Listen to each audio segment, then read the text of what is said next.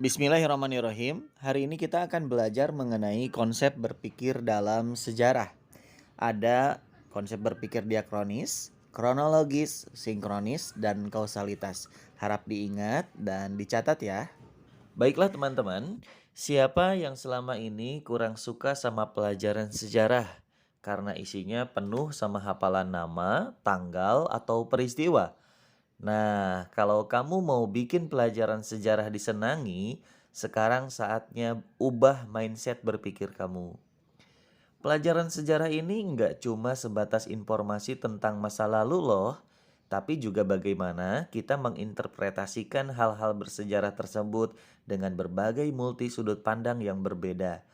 Sebab, yang namanya sejarah biasanya nggak cuma sekedar teks yang terlihat, tapi juga dipengaruhi oleh faktor-faktor tak terlihat seperti latar belakang budaya pada masanya, nilai sosial yang dijunjung pada masanya, teknologi yang sudah berkembang, sistem kepercayaan yang dianut pada masanya, kondisi ekonomi, pendidikan, politik, dan lain-lain. Untuk itu, biar kamu bisa jadi ahli sejarah atau at least mirip-mirip dengan sejarawan, kamu harus bisa menerapkan konsep berpikir dalam sejarah. Nah, diantaranya adalah ada konsep berpikir diakronis, kronologis, sinkronis, dan kausalitas. Yang pertama, konsep berpikir secara diakronis. Diakronis itu berasal dari bahasa Yunani, yaitu dari kata dia yang artinya melintasi atau melewati, dan kronos yang artinya perjalanan waktu. Sehingga kita bisa menyimpulkan bahwa yang dimaksud dengan diakronis adalah sesuatu yang melintas melalui atau melampaui dalam batasan waktu.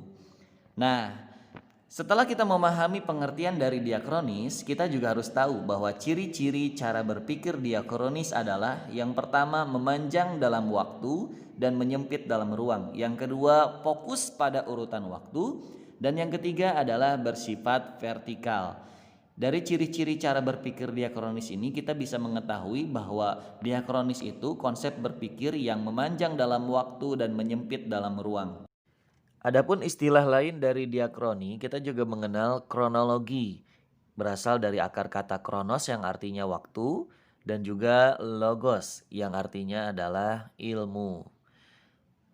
Kronologi adalah ilmu yang mempelajari peristiwa-peristiwa sejarah sesuai urutan waktu terjadinya dari awal hingga akhir.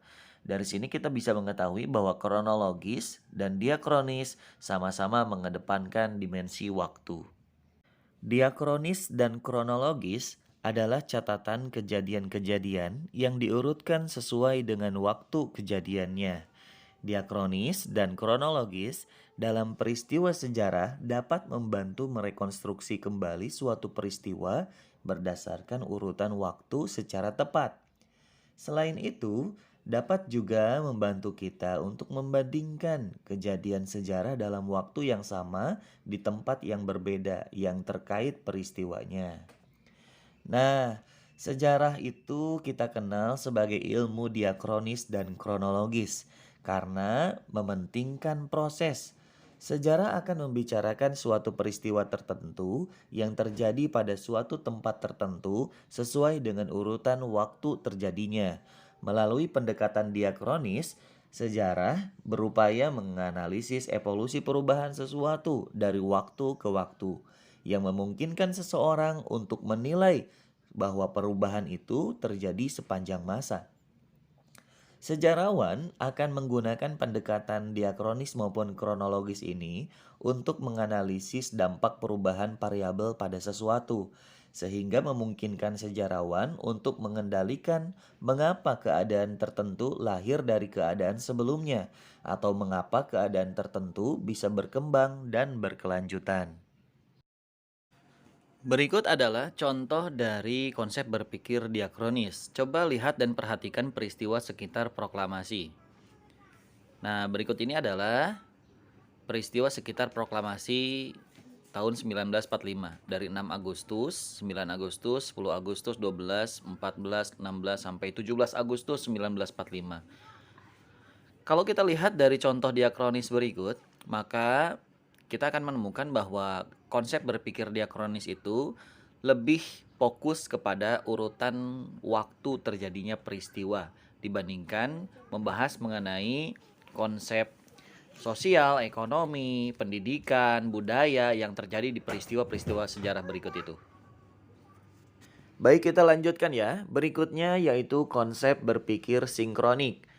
Berasal dari bahasa Yunani, sin yang artinya dengan, kronos yang artinya waktu.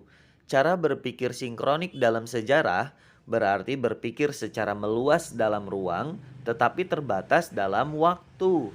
Nah, konsep berpikir sinkronik ini fokus mengkaji dan menganalisis pola-pola, gejala, dan karakter dalam suatu waktu tertentu. Nah, pendekatan konsep berpikir sinkronik ini biasa loh digunakan dalam ilmu-ilmu sosial.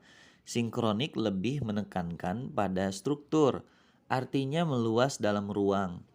Pendekatan sinkronik menganalisis sesuatu tertentu pada saat tertentu, tapi tetap titik waktunya tidak berpindah-pindah seperti halnya diakronis yang berurut dari waktu ke waktu. Nah, konsep berpikir sinkronik ini tidak berusaha untuk membuat kesimpulan tentang perkembangan suatu peristiwa, tetapi hanya menganalisis suatu kondisi tertentu pada saat waktu yang sama. Sebagai contoh, berpikir sinkronik pada masa umpamanya peristiwa proklamasi kemerdekaan yang terjadi pada tanggal 17 Agustus 1945. Nah, apa sih yang terjadi pada tanggal 17 Agustus 1945? Konsep berpikir sinkronik menguraikan berbagai macam aspek, seperti pada saat tanggal itu bagaimana kondisi aspek sosialnya, ekonominya, keadaan politiknya, dan bagaimana hubungan internasionalnya, dan sistem kepercayaan yang dianut oleh masyarakat saat itu. Nah, inilah berpikir sinkronik merupakan cara berpikir yang khas mengenai ilmu-ilmu sosial. Berikutnya yaitu kausalitas. Kausalitas dalam sejarah merupakan hubungan sebab dan akibat dalam suatu peristiwa. Konsep berpikir kausalitas meyakini bahwa suatu peristiwa itu terjadi dikarenakan ada faktor penyebabnya. Dengan rangkaian peristiwa di mana peristiwa terdahulu mengakibatkan terjadinya peristiwa berikutnya. Nah, konsep berpikir secara kausalitas menguraikan faktor-faktor yang menyebabkan terjadinya suatu peristiwa menjadi peristiwa